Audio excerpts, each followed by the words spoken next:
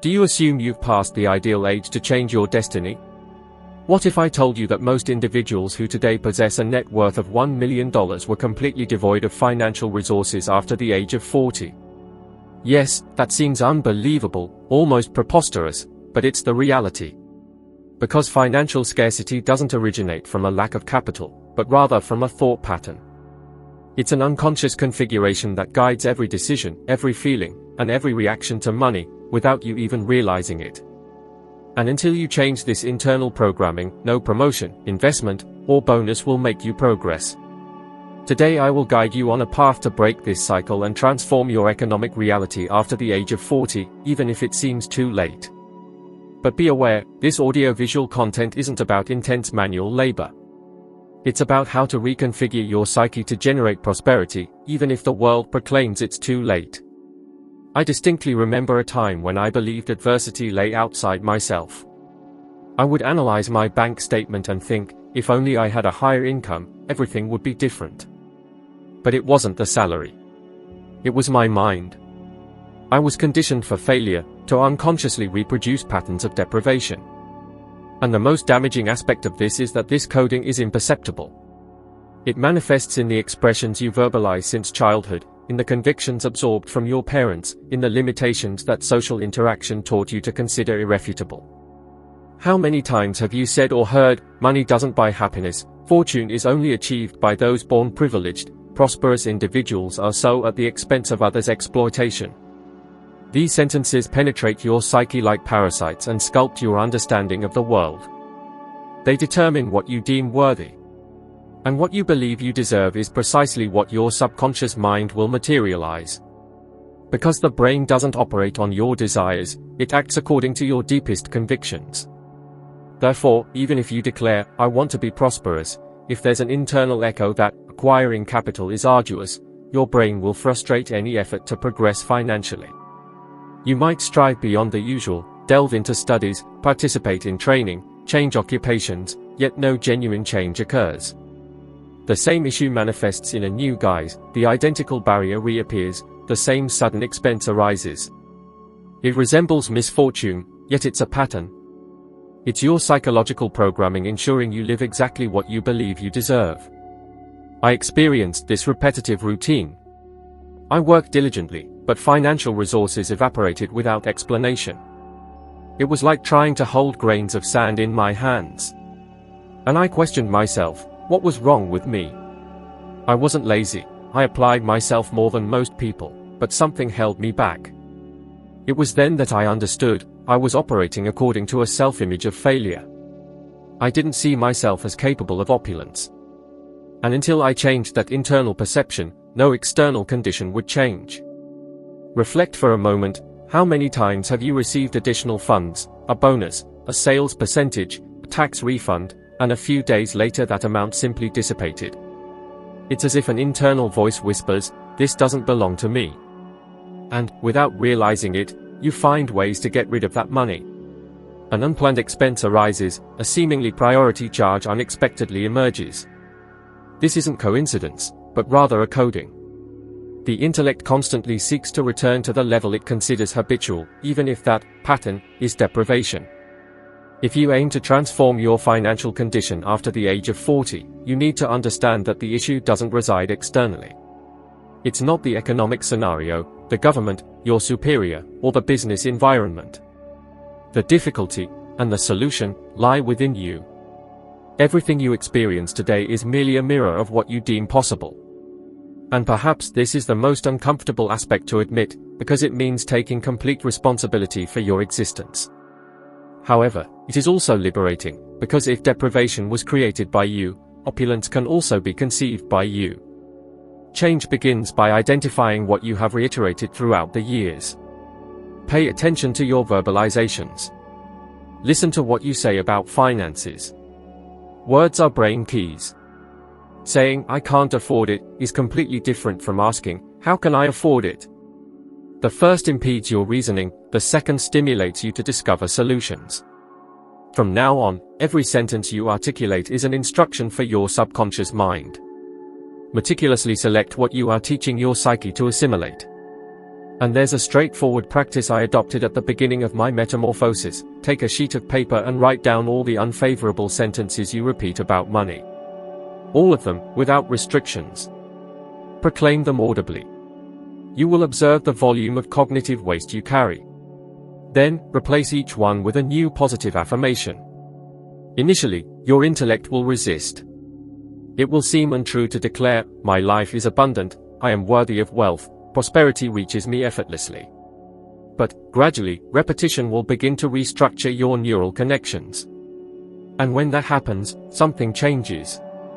You start to reason differently, to make diverse choices, to attract individuals and opportunities that were previously ignored. This isn't witchcraft, but neurological science. Research indicates that the human mind doesn't distinguish between a concrete experience and a vividly imagined experience. This means that when you reiterate a new conviction with feeling and firmness, your unconscious mind begins to consider it true. And when it accepts it, your existence begins to mirror this new configuration. So, ask yourself, what convictions have I reiterated for decades without realizing it? What is the nature of my emotional connection to money? Does it provoke remorse, fear, uncertainty? Or does it encourage me, propel me, incite me to develop? Every feeling tied to money reveals a part of your coding. And if the feeling is one of burden, remorse, or apprehension, it's time to reframe your narrative.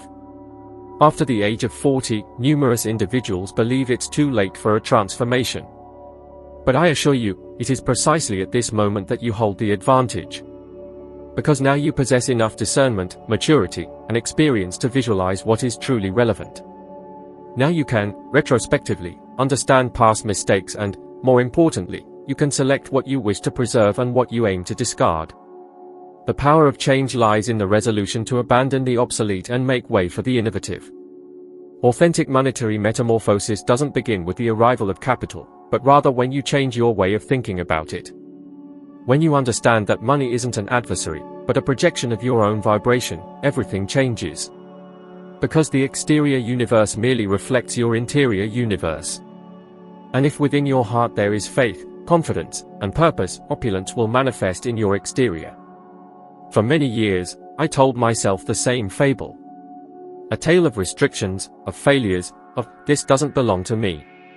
I believed there were individuals predestined for an existence of abundant wealth, while others, like me, came into the world to subsist only on the essentials.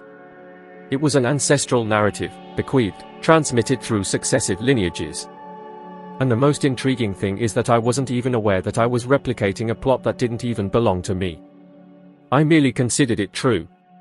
When that 52-year-old individual told me he had dedicated his entire life to saying, "This isn't for me," I saw in his gaze the mirror of the experience of millions of beings who live in silence. He held the conviction that his condition was immutable. That the existence he had was his ultimate destiny. And it was at that exact moment, upon asking if he had ever granted himself permission to be opulent, that something within him broke. The salty drops that bathed his face were not of melancholy, but of a profound release. It was the moment he understood that captivity never resided in external conditions, but rather in his own convictions. How many times have you caught yourself sabotaging yourself before any attempt at novelty? How many chances have you let slip away because you judged yourself incapable, considered it too late, or thought others were superior? This is what I call the intimate narrative. It's the murmur that follows you daily, the one that stipulates what is or isn't accessible to you. And the vast majority of humanity goes through their existence and ends it without even questioning this internal dialogue.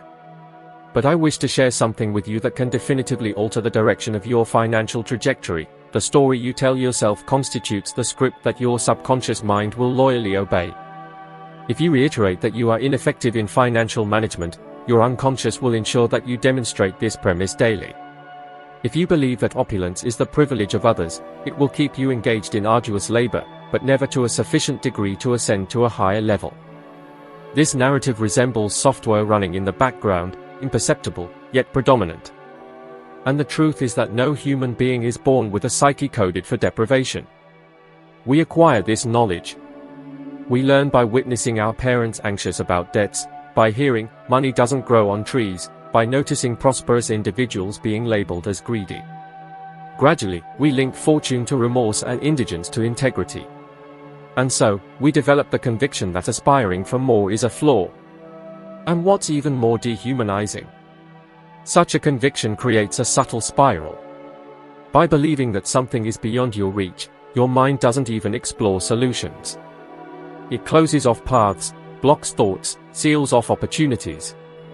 And you don't even realize it. Thus, it's not the universe that restricts you. It's the narrative you chose to accept about reality.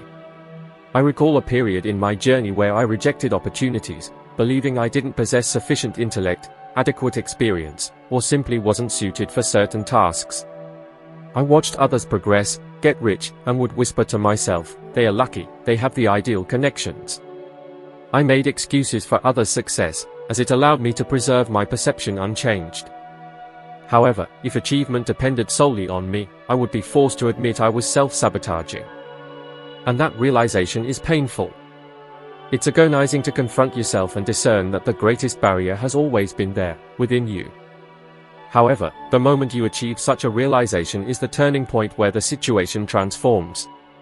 Upon understanding that you can redesign your own trajectory, your environment begins to converge with this reformulated identity.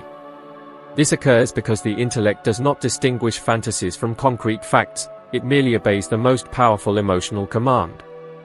And if you begin to see yourself as someone valuable, competent, and deserving, your conduct changes, your choices modify, and events react accordingly. There is a psychological process called self-efficacy, investigated by Albert Bandura, which demonstrates that the mere belief in one's own abilities significantly amplifies the probabilities of success in any sphere of existence. This fact clarifies why two individuals with identical competencies and chances can achieve entirely different outcomes. One possesses certainty, the other harbors uncertainties. And the cosmos reacts to firmness. Changing the narrative you build about yourself is an act of bravery. It implies detaching from the persona that has followed you for long periods.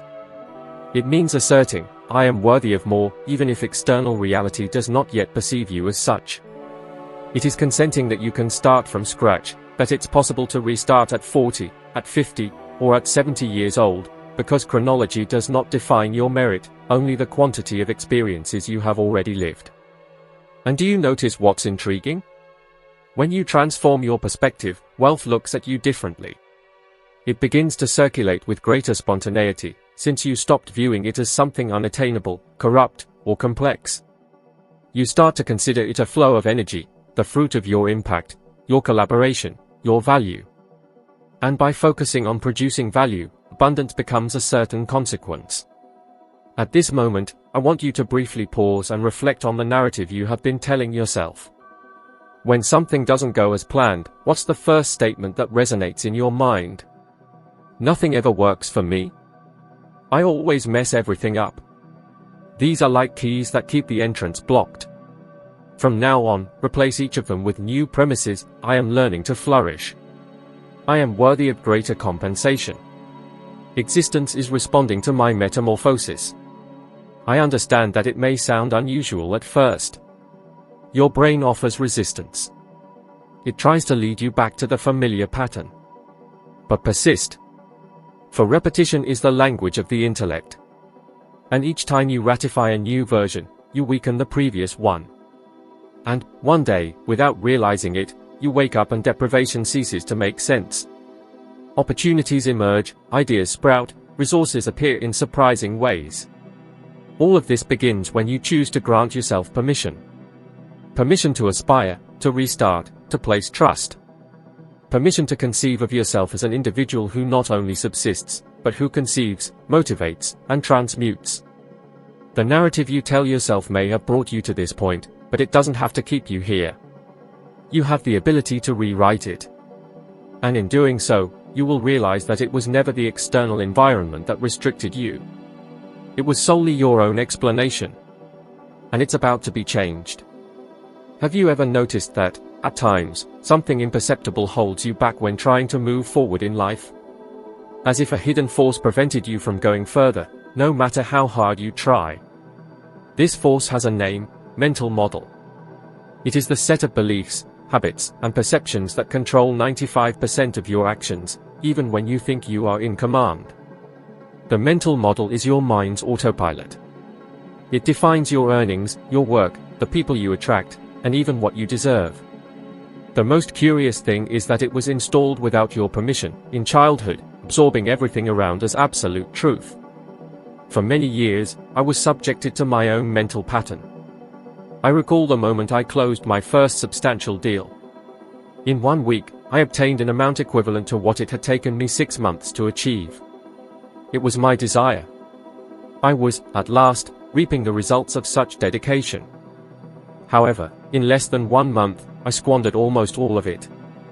I began spending thoughtlessly, taking unnecessary risks, making hasty choices. It was at this point that I understood, the issue was not a lack of resources.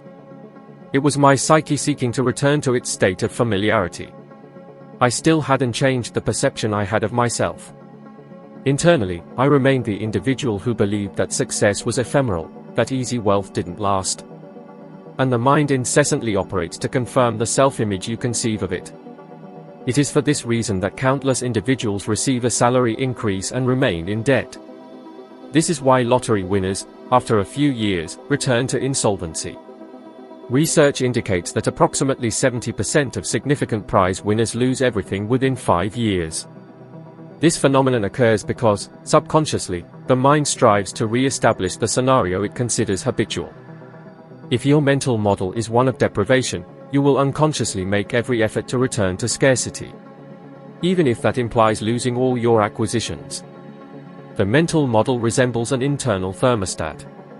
If you set it to a particular emotional and monetary level, you may even reach a higher position for a period, but if you do not alter the thermostat, your own subconscious will take it upon itself to lower the intensity. You will tend to spend more, to postpone tasks, to make incorrect choices, or to create contexts that lead you back to the comfortable state. Hence the reason why, when someone tries to transform life merely by volitional impulse, without restructuring the mind, such a change is ephemeral. Volition is a conscious act, but the mental pattern is unconscious, and the unconscious always prevails. Given this, how does one transform a mental model? Firstly, it is essential to make it perceptible. Analyze your habits. What do you do whenever your earnings increase? How do you feel when you hear about prosperity? Do you feel reverence or aversion? Curiosity or fear? These feelings expose the programming that governs your existence. They evidence what your subconscious considers viable or risky. Subsequently, it becomes necessary to replace this old matrix with a new one. This requires constancy and emotional intensity. This is how the brain acquires knowledge.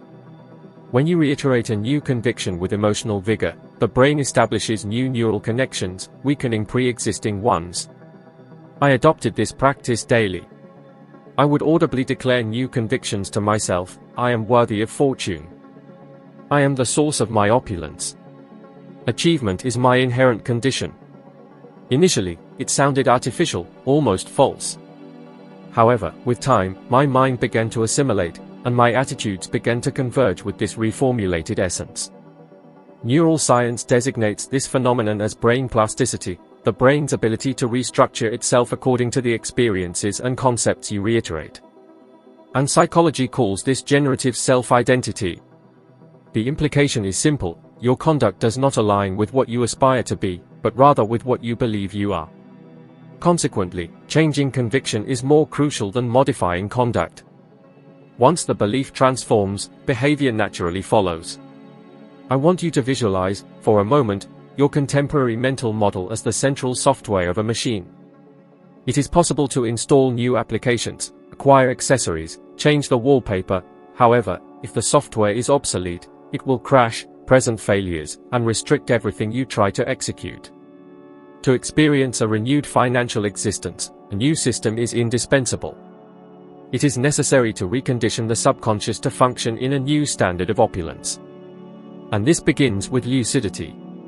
It begins by observing that it is not chance, nor fate, nor external events that imprison you, it is the hidden model you have nurtured for decades. The same behavior that leads you to spend beyond your means, to postpone what is essential, to consent when you wish to refuse, and to make the same habitual mistakes. The identical model that makes you accept less than is your right, by believing that asking for more would be egocentrism. However, here is the vital point: the mental model holds influence only as long as it remains in the sphere of the unconscious. The moment you subject it to the clarity of reason, its grip weakens.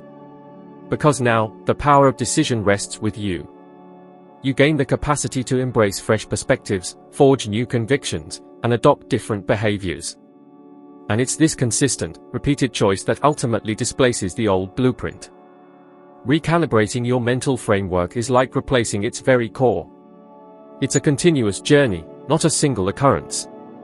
It's the act of gazing into your reflection and recognizing not your present state, but that you who is still evolving. It means ceasing to merely react to life and beginning to actively shape it. And as this transformation takes hold, remarkable elements start to surface, opportunities previously unseen come into view, supportive individuals appear on your path, choices once deemed impossible now spontaneously present themselves. This is because the universe unfailingly aligns with the vision you construct of yourself. The reason so many fall short of financial stability isn't a deficit of knowledge, but a stubborn insistence on remaining the person they were when they faced adversity. As long as you attempt to alter outcomes without shifting your underlying paradigm, you'll be trapped in an endless loop of ups and downs. However, the instant you commit to an internal transformation, everything external begins to fall into place.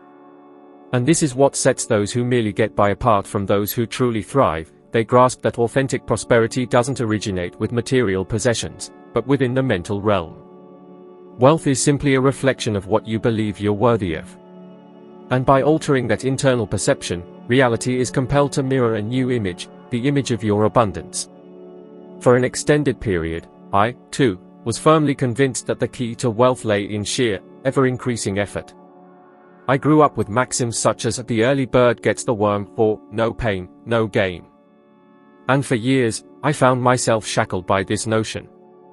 I convinced myself that if I only pushed hard enough, clocked in more hours, or took on extra responsibilities, I would eventually be rewarded. Yet, the harder I worked, the more profound my exhaustion became. And, strangely enough, my financial gains never seemed to match my level of effort. I observed people who put in perhaps half the effort I did, yet enjoyed greater freedom, more time, and more abundance. This baffled me. It felt like an injustice. Until I grasped the truth, it wasn't unfairness, but a lack of accurate information. I was adhering to a model of success that simply didn't work. Society teaches us that the path to prosperity demands battling, enduring, pursuing, and burning ourselves out. But the crux of the issue is that such a viewpoint springs from a mindset of scarcity. When your work is solely about settling debts, you're operating on the frequency of mere subsistence, and subsistence doesn't create wealth. It only keeps you afloat. I learned, through harsh experience, that undirected physical exertion is akin to rowing upstream, a lot of frantic splashing, but very little actual advancement. The truth is, most people confuse sheer busyness with genuine productivity. They mistakenly believe that the more tasks they juggle, the closer they are to financial independence. But true freedom doesn't stem from exhaustion, it springs from astute insight. Working hard is undoubtedly crucial, but what truly changes the game is working with purpose, with absolute clarity, and with a well-defined strategy. Because what genuinely fosters transformation isn't the sheer volume of your actions, but rather the why and the how behind their execution. I've known individuals, both men and women, who devoted 30 years of their lives to the same position, anticipating recognition and advancement that never materialized. These were people who traded their time for money, convinced that steadfast consistency equated to security. But consistency, without accompanying development, is nothing more than a disguised form of stagnation. And the most regrettable aspect is that many come to this realization far too late, only to discover they sacrificed their entire lives for something that never brought them true fulfillment. I recall a friend, an upright and hardworking man, who would rise at 4 in the morning every single day to work at a factory. He regularly put in overtime, sacrificing weekends and holidays. When I asked him why, he simply responded, "Because I want to ensure my family never suffers want." But what he failed to grasp was that, in his earnest attempt to safeguard the future, he was effectively bartering away his present. He genuinely believed that sheer effort equated to progress, yet effort without a clear direction is merely exhausting. If it were a truly dependable principle that excessive labor spawned opulence, then construction workers, janitors, and taxi drivers would be the world's most affluent individuals. These people dedicate themselves far more than many an executive, subjecting their bodies to daily rigors, yet they remain stuck in the same financial loop. This isn't due to any lack of merit on their part, but rather because wealth has never been solely about physical exertion, it has always been a manifestation of consciousness. Money doesn't respond to exhaustion, it responds to intention. And intention only truly takes form in the presence of clarity. When you grasp the underlying purpose behind your actions, each step begins to generate more value. By working intelligently, one precise movement can be worth more than 100 impulsive actions.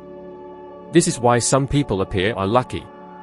They don't necessarily work harder, they simply act more effectively. They master the art of utilizing their mind as their primary creative asset. I distinctly remember the moment I truly internalized this lesson. I was toiling for 10, sometimes even 12 hours daily, and yet I could barely keep up with my obligations. One day, a mentor asked me, "Bob, what percentage of your time do you dedicate to creating genuine value, and what portion do you simply spend on mere subsistence?" That question profoundly resonated with me. I realized I was spending the vast majority of my time firefighting, addressing immediate urgencies, and virtually no time whatsoever planning for something sustainable. I was so ensnared in the cycle of subsistence that I had utterly neglected the act of creation. The fundamental difference between those who work out of imperative and those who do so by conscious design lies in the ultimate outcome. Those who labor out of necessity trade their time for capital, whereas those who operate with a clear purpose establish mechanisms that continuously generate income, even in their absence. This marks the pivotal point where exertion ceases to be servitude and transforms into proliferation. Today, I understand with absolute clarity that the route to abundance isn't about working harder, it's about elevating one's perception. It means shifting your focus from sheer effort to effectiveness, from brute sweat to astute strategy, and from apprehension to expansive vision. Wealth is the natural outcome of an intellect trained to spot opportunities where others perceive only obstacles. And it is precisely for this reason that, to truly transform your financial standing after the age of 40, it becomes imperative to dismantle the myth of hardship. There is no inherent need to suffer in order to prosper. It is crucial to align your energy with what holds genuine significance. You must dedicate your time to areas of multiplication, not merely to sustenance. When you employ your cognitive abilities inventively, the universe responds with profusion, because you begin to function as a creator, not merely as someone scraping by. Ask yourself this: what proportion of my daily activities brings me closer to true emancipation? And what portion merely keeps me confined? This is the crucial question that separates those who endlessly struggle from those who, at last, awaken. The world doesn't bestow rewards upon those who simply overexert themselves. It rewards those who grasp the fundamental rules governing creation. And one of these rules is crystal clear: abundance doesn't originate from sheer exhaustion, but from insightful astuteness. By shifting your perception, your work stops being a burden and transforms into a powerful instrument. And in that pivotal moment, you recognize that genuine power never resided in the sheer magnitude of your effort, but rather in the excellence of the intention with which you live.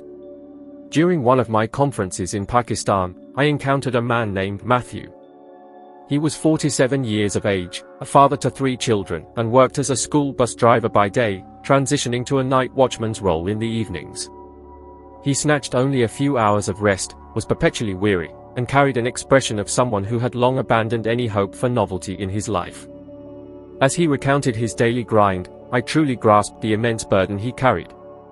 He was a reflection of millions, exhausted, trapped in a routine of relentless labor, convinced that sheer effort was the sole path to dignity. So, I posed a simple question to him, yet one imbued with a profound and piercing truth. I asked, do you utilize your precious free time to recover from the daily burden, or to strategically devise an escape from it? He fell silent.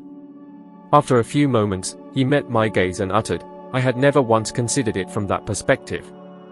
That conversation marked the genesis of a profound metamorphosis. Matthew finally grasped that the problem wasn't a scarcity of opportunities, but rather the way he was managing his time. He had convinced himself that he was too old, too exhausted, and too bound by obligations to ever truly change his life. Yet, the stark reality was that he had never once viewed his own time as an invaluable asset. He saw it merely as something to be expended, rather than something that could be strategically invested. And once he internalized this shift in perception, everything began to transform.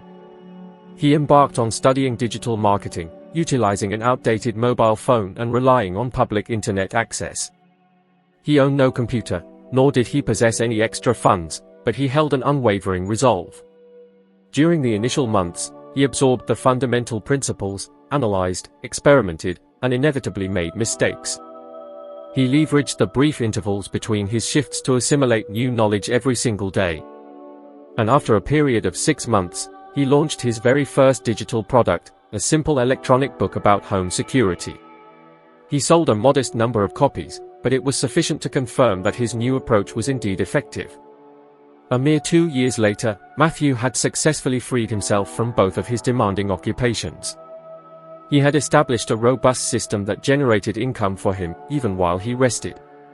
This event deeply resonated with me, as it illustrates what happens when an individual chooses to employ inventiveness instead of brute force.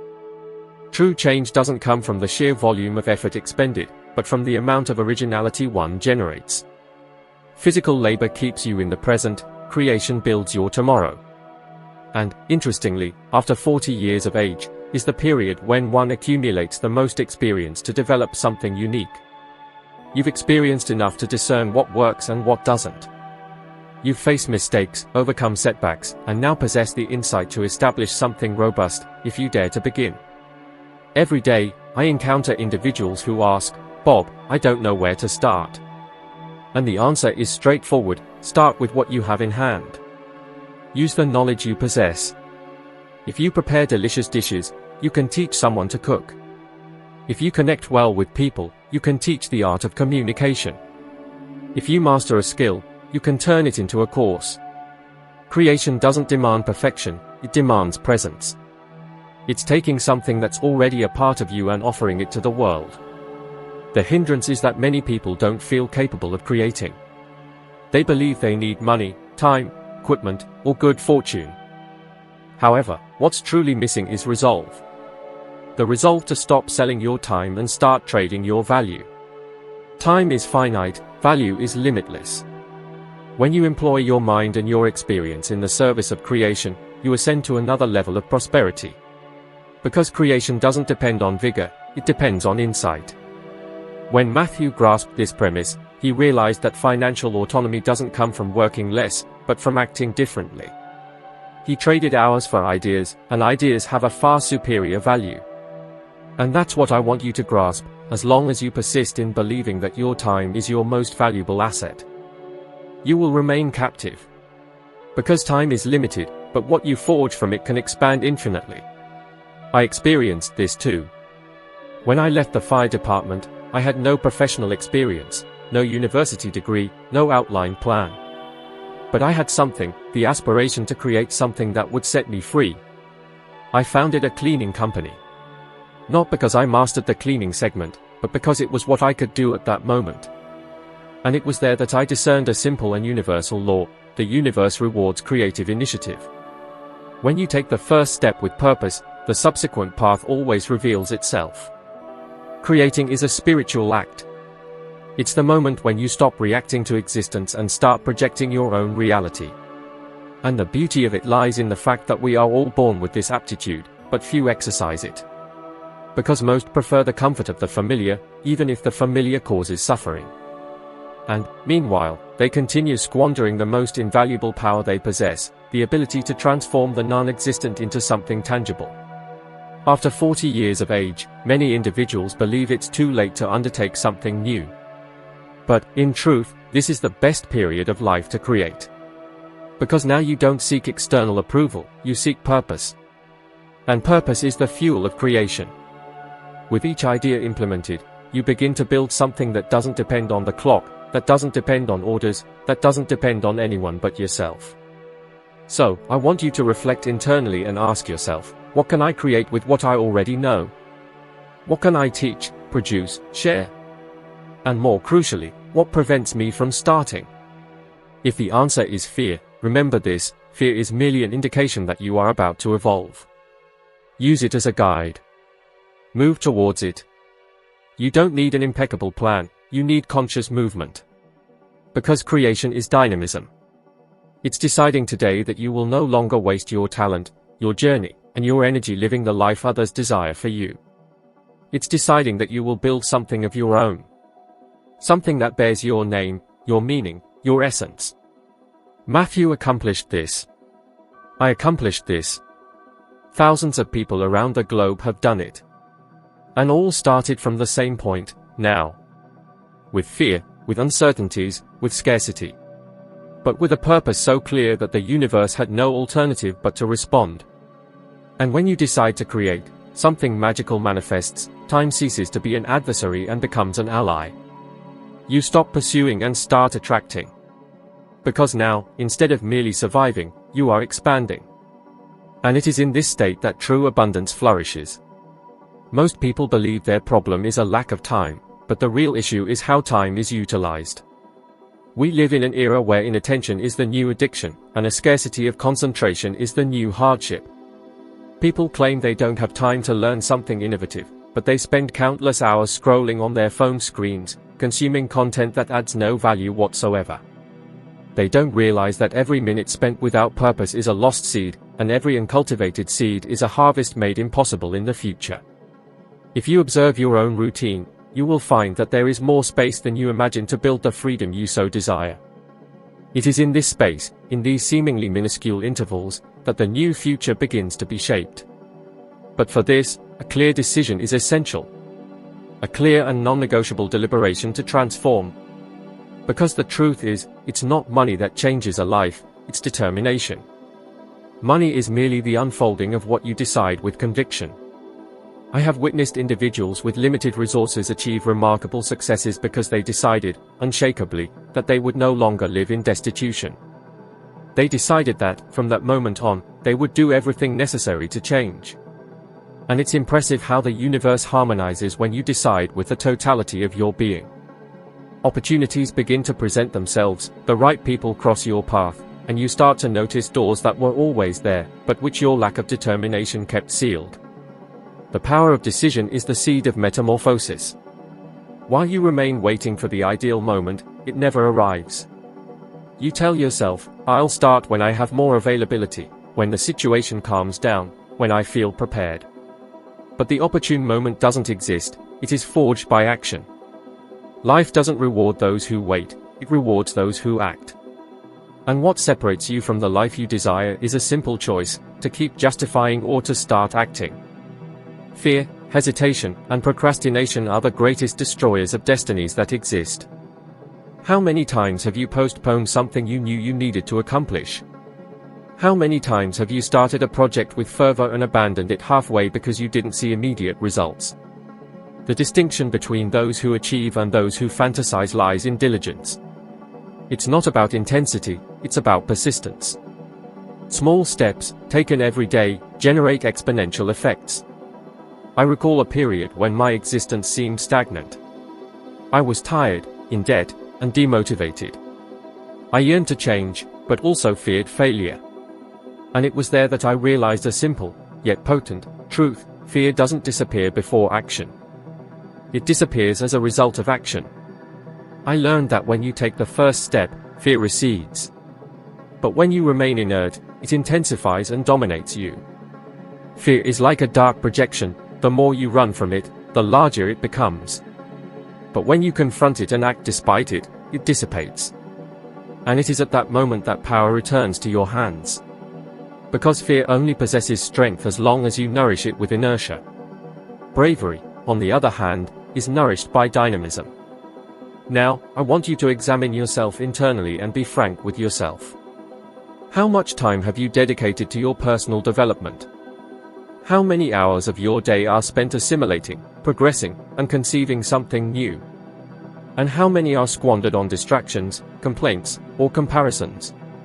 The answer to these inquiries reveals how much you are truly committed to your transformation. It is for this reason that, if you have come this far and feel that this content is awakening you, I want you to take initiative now.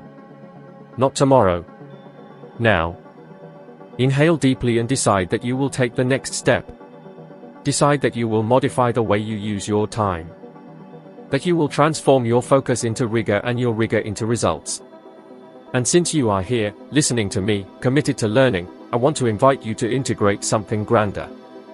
If this message resonates within you, if it is making you think, reflect, perhaps even become sensitive, it means you are ready. So, do this immediately, subscribe to the channel and click like. This may seem like a simple gesture, but it is the emblem of your decision. It is the moment when you convert intention into movement. Every great change begins with a small, but deliberate, act. That is how you send a message to the universe saying, I am ready. And the universe always reacts to readiness. I witnessed this happen thousands of times. Ordinary individuals, who decided to act, began to attract opportunities that previously seemed unattainable. Because when you alter your frequency, everything around you adjusts. You don't need to wait to have courage to act. Initiative is what generates bravery. And bravery is what unveils the path. Deliberate today to be the individual who accomplishes, not the one who waits. The one who builds, not the one who protests. Ultimately, the difference between those who change their lives and those who remain stuck isn't found in their circumstances, but in their resolve. And your determination to act right now could be the precise threshold where your new life begins. Jim Carrey has always been a profound inspiration to me. Before he rose to become one of the highest paid actors globally, he experienced realities that many would deem insurmountable. He and his family lived in a vehicle. There was no luxury, no future prospects, and no stability. Yet, there was an inner essence that kept him believing in something greater. And it was that faith that changed everything. On one occasion, he wrote himself a check for $10 million, marked, for acting services rendered, and post-dated it for a future time. He kept that document in his wallet, and every time he looked at it, he envisioned himself receiving that sum. He didn't just fantasize, he trusted, visualized, and felt it. Decades later, when he starred in a blockbuster film, the agreed-upon amount was precisely the same. And some people attribute that to chance. But I call it the principle of cause and effect. This story isn't about material wealth, it's about self-perception. Jim didn't wait for success to feel deserving. He placed his trust beforehand. And that's precisely where most of humanity gets lost. They long to see before they believe, but the universe only responds when you believe in order to see. The human mind operates like a laboratory of manifestations, and everything that appears in reality originated from an idea fueled by conviction and emotion. When you deeply hold a belief, your brain begins to behave in alignment with that new condition, even before it physically materializes. Your actions change, your words transform, and gradually, your external environment starts to align with your renewed inner state. The issue is that most individuals exist in a reactive mode. They wait for circumstances to change before subsequently modifying their perspective. However, that's like waiting for a mirror to smile back at you before you offer one. Life invariably mirrors what you project. When Jim Carrey created that check, he was sowing a potentiality in the field of cognition. And the field of cognition is fertile, but it only thrives when you nourish the concept with feeling, certainty, and perseverance. I witnessed this phenomenon in my own journey. When I started my cleaning business, I had no resources, no academic background, no financial capital, no network of contacts. However, I held a conviction with a power that transcended reason. I imagined myself leading teams, building something significant, contributing to the flourishing of other lives. I didn't know how it would materialize, but I sensed its authenticity. And it was that intuition that guided my actions. Inspirations began to flow, the right collaborators appeared, and before I knew it, I was earning more in 1 year than I had aimed to profit in a decade. The difference wasn't in the external circumstances. It was in the mental representation I held. The mind doesn't differentiate between what is factual and what is vividly imagined. For this reason, mental projection accompanied by emotion stands as one of the most effective tools available. When you visualize, experience, and behave as if you are already the person you aspire to be, you establish new neural connections that begin to reshape your behavior and, consequently, your achievements. Neuroscience attests that the brain adapts according to what you reiterate with feeling. It's what researchers call neuroplasticity. This implies that every time you firmly project a desired future, you are, in fact, reconfiguring your mind to accept the viability of that future, and the brain, once persuaded, proactively seeks out opportunities that will make it tangible. This is exactly what Jim Carrey did. He didn't just visualize, he trained his consciousness to inhabit the future he yearned to create. However, it's crucial to understand that mere imagination isn't enough. It needs to be complemented by motivated action. Jim didn't remain idle, waiting for the check to materialize. He researched, dedicated himself, honed his craft, and persevered when no one believed in him. Belief opened the path, but diligence walked it. And this is the union that transforms the intangible into the material, conviction and effort. Numerous individuals make the mistake of conceiving success as something remote, reward destined for a select group. They observe those who have triumphed and ponder, he was lucky. However, luck is the term we assign to readiness encountering opportunity. And readiness begins within you, in the determination to believe before you have evidence. When you analyze the lives of those who transformed the unattainable into something palpable, you'll notice that they all share a universal trait: they proceeded as if they were already what they aspired to be. They dressed, carried themselves, and thought in alignment with the persona who had already achieved success. This is because they understood that the universe responds to alignment. You don't attract what you want, but what you are. And this is possibly the most crucial lesson I've learned in life. Everything you desire already exists in a latent state, but it only becomes attainable when you harmonize with the resonance of what you yearn for. This means living in a state of conviction, not expectation. When you dwell in waiting, you are emanating a frequency of scarcity, of deprivation. When you dwell in belief, you are emitting a frequency of abundance, of manifestation. And that's why those who believe vehemently attract, while those who hesitate repel. So, if you aspire to transform your financial situation after 40, start behaving like an individual who already enjoys prosperity. Envision yourself debt-free, wisely investing resources, helping others with your earnings. Feel the vibration of it. Experience this image daily until it becomes intrinsic.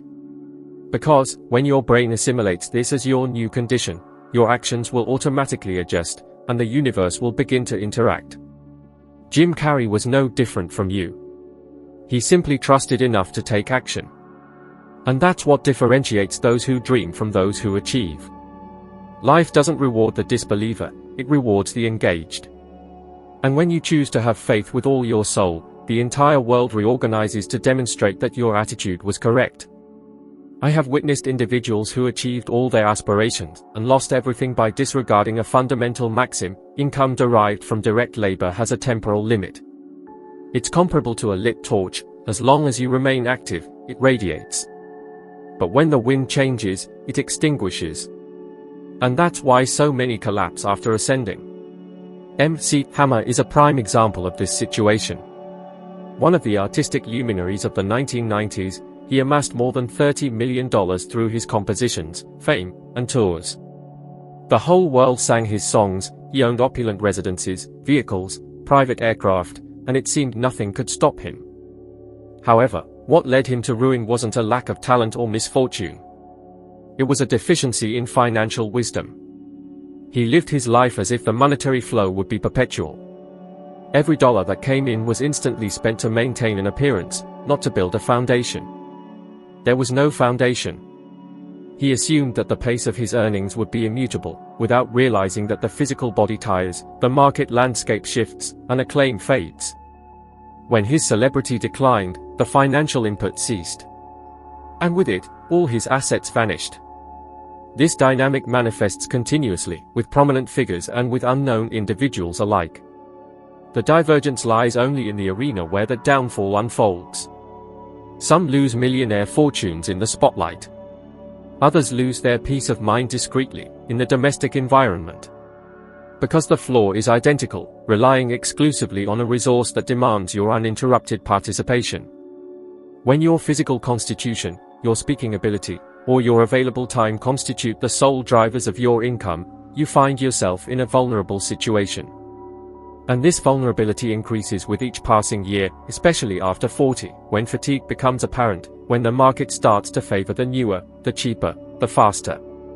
And, if you haven't built something that operates autonomously, you will inevitably feel the decline. I recall a conversation I had at a conference with a former American basketball player. He recounted that, at the peak of his professional career, he earned approximately $5 million each season. However, upon retiring, he realized that the lifestyle he maintained required more than any financial investment he had made. He didn't have a structured plan. He merely had a record of cleared bank checks. Once the competitive seasons were over, so too was the influx of financial resources. It was then that he realized the real struggle had never been in the arena, but within the mental realm. He confessed to me, his eyes glistening, "I dedicated my entire life to pursuing freedom, only to find myself a prisoner of money." Those words have never faded from my memory. True affluence isn't defined by how much you earn, but by the portion that keeps flowing in without requiring your physical presence. It's the money that comes in while you're resting, traveling, recovering, or even when you're ill. This is the difference between someone enslaved by their work and the architect of self-sustaining systems. The prosperous focus on structure. They don't ask, "How much will I earn this month?" but rather, "How can I create something that continues to pay me, even when I stop working?" They build businesses, invest, produce goods, secure copyrights, register patents, and acquire real property. Each one is a seed that sprouts and bears fruit, even when they are not tending to it. However, make no mistake, generating passive income isn't a matter of chance or magic, it's intentionality. It's shifting from merely earning to actively building. It's realizing that talent, life experience, and even past struggles can be transformed into something of lasting value. And it doesn't matter if you are 40 years old, 50 years old, or 60 years old. The wisdom you've accumulated is your greatest asset. You've lived long enough to know what you don't want, and that understanding is power. Now, consider applying that wisdom to an online course, a book, a channel, a digital product, a consultancy, or an asset. Something that operates while you live, and beyond. I learned this the hard way. Initially, I too believed that success came solely from my effort, my public speaking, and my conferences. But, one day, traveling between cities, I realized that if I stopped for 1 week, my income would also cease. This alarmed me. I realized I was making the very mistake I cautioned others against. So, I began organizing my knowledge, recording lessons, writing books, and creating systems that could help others without my direct involvement. That's when freedom began. When money stopped being the result of hours worked and started to come from the ideas I disseminated. Wealth reflects what you build beyond yourself. For this reason, never equate effort with outcome, nor activity with progress. Many spend their lives, working hard, and die exhausted, but never free. The secret is to act cleverly, to create, optimize, teach, and expand. It's dedicating time to something that continues to grow even without your constant attention. It's like planting a tree. Initially, the effort is significant, but over time, it blossoms, takes root, and produces shade and fruit for decades. So, reflect, if you were to disappear today, for how long would your income continue to flow? For 1 month? 1 week? 1 day? If the answer is 0, you're following the MC Hammer pattern in another dimension. This is the warning. It's not about fame, but about mental and financial structure. As long as you rely solely on your labor, you will remain captive to the cycle of continuous effort. And that cycle spares neither exhaustion nor age. The capital that works for you is the only kind that ensures autonomy. It buys time, serenity, and dignity. It allows you to live with purpose, without the despair of merely surviving. And what's most intriguing is that this doesn't require a miracle. It only asks for a choice, to stop being a slave to your own fear and to become the architect of your own system. Because, in the end, it's not the money that disappears, it's the people who build nothing that can endure. Fear is the most subtle prison. It doesn't shout or appear abruptly, it subtly insinuates itself with veiled ideas, disguised as common sense. Maybe it's not the right time. What if I fail? It's better to wait a little longer. These words are the invisible handcuffs that keep millions in the same place for years. And the most severe part is that the more you listen to this voice, the more real it seems.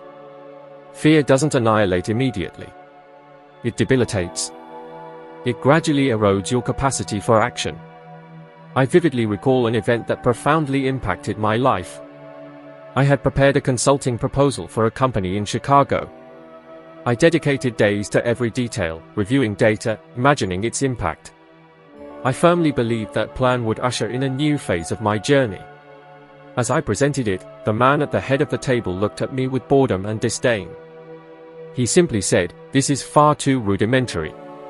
You are not ready." That phrase hit me like a physical blow. I felt my body stiffen, my face burn, my chest tighten.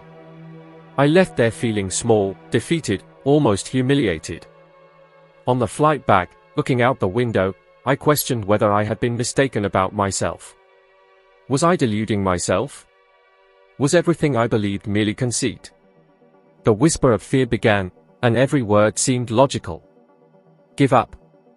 You overreached. Don't put yourself out there again.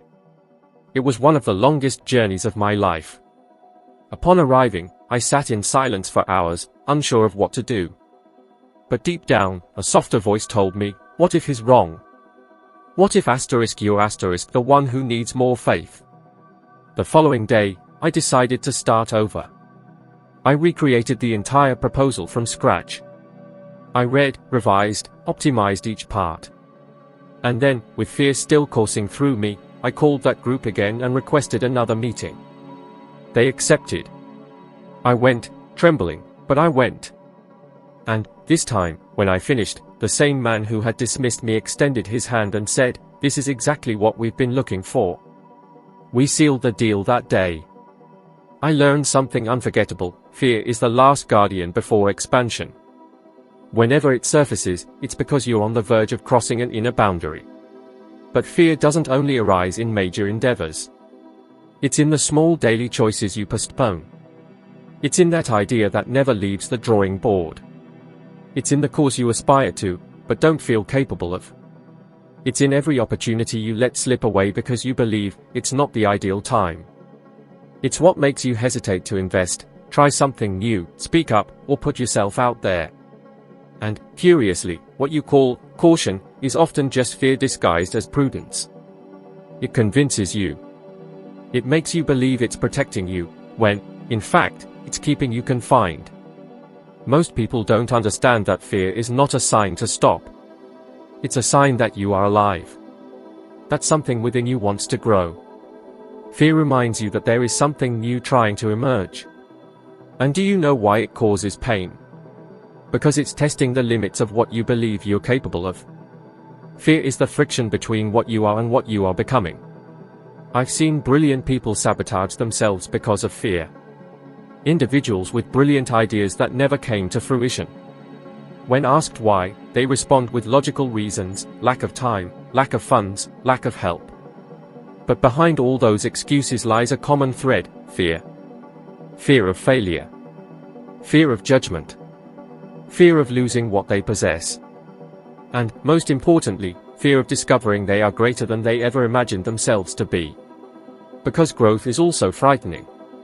Facing one's own potential is as uncomfortable as facing one's weaknesses.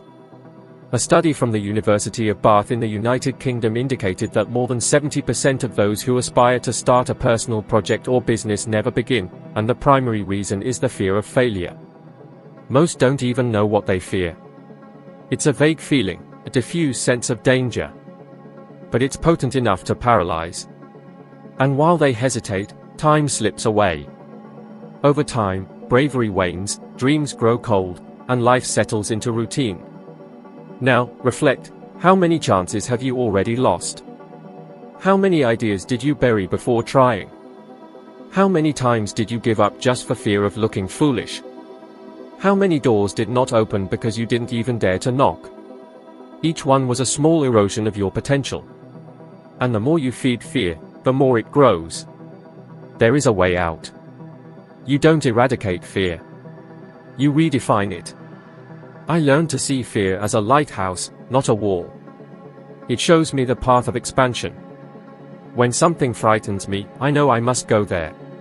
For there lies the next step. Courage isn't the absence of fear. It's deciding to move forward, even with it. I've witnessed this in myself and in thousands whom I've guided. Ordinary people, living normal lives, who saw fear merely as the guardian of a treasure. A woman who dreamed of public speaking but trembled at the mere thought of addressing an audience. By challenging herself to go on stage, she noticed that the fear didn't disappear, but it didn't stop her. After the first speech, she cried, not out of fear, but out of relief. She discovered that fear was not a monster. It was a mirror. Whenever you face fear, you evolve. And, as you evolve, it shrinks. Until the day your former paralysis becomes merely a testament to your progress. Apprehension is the cost of freedom. A cost well worth paying. Because, deep down, what truly frightens isn't failure, it's looking back and regretting not having tried. Current science has now confirmed what I've been asserting for decades. Your mindset about money defines how it manifests in your life. I recall the first Stanford study on financial behavior. It revealed something remarkable. People with strong monetary confidence had 67% more chances of saving, investing, and prospering, even with salaries below average. They weren't necessarily smarter, nor did they inherit wealth or privileges. The difference lay in their self-perception. Deep down, they believed they deserved wealth. This belief guided their decisions. I've observed this pattern numerous times in my profession, people with modest incomes who are prosperous, others with fortunes who are in constant deprivation. Money merely reflects the mind that manages it. Those who perceive themselves as capable act accordingly. Those who feel unworthy unconsciously limit themselves. It's a self-fulfilling prophecy. By believing that money is something remote, almost unattainable, your subconscious validates that belief. This leads to missing opportunities, sabotaging choices, delaying investments, and even rejecting rewards already earned. A striking case involved a woman in Toronto. Extremely talented in design, she charged very little for her services. When asked why, she said, "I feel like I don't deserve more." Her voice trembled. I asked her to describe how she felt when she received the payment. The answer was, guilt. Guilt for charging and for earning. This hidden guilt hindered his progress. He didn't realize that money amplifies who we are. It doesn't change us, it merely exposes us. If you're ashamed to earn, your income will never rise. Capital is neutral. It's neither good nor bad. It simply obeys your consciousness. Those who feel worthy of abundance act this way. They seek knowledge, make calculated decisions, learn to invest, and value time. Imposters, however, shy away from the responsibility that comes with wealth. That's why so many lottery winners go broke within a few years. A study by the National Endowment for Financial Education in the United States showed that about 70% of those who win prizes worth millions of dollars lose everything within 5 years. They don't lose the capital, they lose the identity that would sustain it. Financial security is superior to any investment strategy. It determines whether you will keep what you acquire. I've seen entrepreneurs go bankrupt using the same tools that others used to prosper. The difference was internal, never external. When you believe you can manage abundance, your brain seeks out pathways, resolutions, connections, and opportunities that validate this vision. The opposite is also true. If you believe money is complex, inequitable, or impure, your brain becomes a master at dissipating it. Neuroscience calls this a confirmatory bias, the inclination to filter reality to find evidence for what you already believe. If you think you'll never prosper, your brain will act as a radar to confirm that belief. It will notice debts, crises, and the failures of others. It will ignore opportunities, concepts, invitations, and signs of progress. It's like wearing a lens that only sees scarcity. But change the lens, and the world changes. I recall an exercise in my mentorship program. I asked a group of students to write every morning for 30 days, "I am an excellent resource manager." I asked them not to analyze it, just to repeat it. Initially, many laughed, thinking it was silly. But something changed. They began to act differently. One reported that, without realizing it, he started tracking expenses. Another renegotiated an old debt. One woman, after weeks of writing the phrase, gained the courage to collect payment from a client who had been in debt for months. No one received money out of thin air. They simply acted according to their new self-image. And when the mind changes, behavior changes. When behavior changes, results change. The human brain is a mechanism of coherence. It strives to align external reality with one's self-image. So, if you see yourself as disorganized, it will create deviations. If you see yourself as a loser, it will sabotage your achievements. But if you see yourself as prosperous, your mind will act to materialize that abundance. You will attract diverse people, connect distinct ideas, and see opportunities where before there were only barriers. This isn't mysticism, it's neural encoding. For years, I've noticed that financially secure individuals don't speak of difficulties, but of obstacles. They don't say, "I don't have capital, but I haven't yet found a way to generate it." They don't say, "I can't, but how can I?" This shift in language alters cognition. And cognitive structure alters reality. Abundance doesn't start at the bank. It begins in your internal dialogue. There, you decide, creator of your own wealth or hostage to fear. To change your financial life, understand that every thought about capital is a command. Every repeated phrase is an order to your brain. Say it's complex, and it will prove it. Say it's viable, and it will show you the way. Science validates what spirituality teaches. What you believe, you manifest. Neuroscience merely rebranded what the law of attraction already explained, that everything originates from within. Capital isn't the starting point. It's the outcome. It follows the tune of your mind. By changing the frequency of your belief, the universe will realign itself with this new identity. For the external is merely a faithful mirror of your deepest conviction. By now, perhaps something within you is already stirring. Perhaps an inner voice says, "Yes, it is possible." This is how all change begins, with a seed of awareness. For what you've heard today isn't just about money, it's about liberation. It's about breaking the cycle that traps so many in fear, regret, and restriction. So, if something resonated with you, if watching this video made you want to change, I ask you something: share it with someone else who needs to hear it. It could be a friend, a family member, or someone with potential who doesn't yet believe in themselves. Sometimes, a single message is the impulse that alters the destiny of a life. I sincerely thank you for joining me. Keep seeking, keep expanding, keep believing. And I will see you in the next content.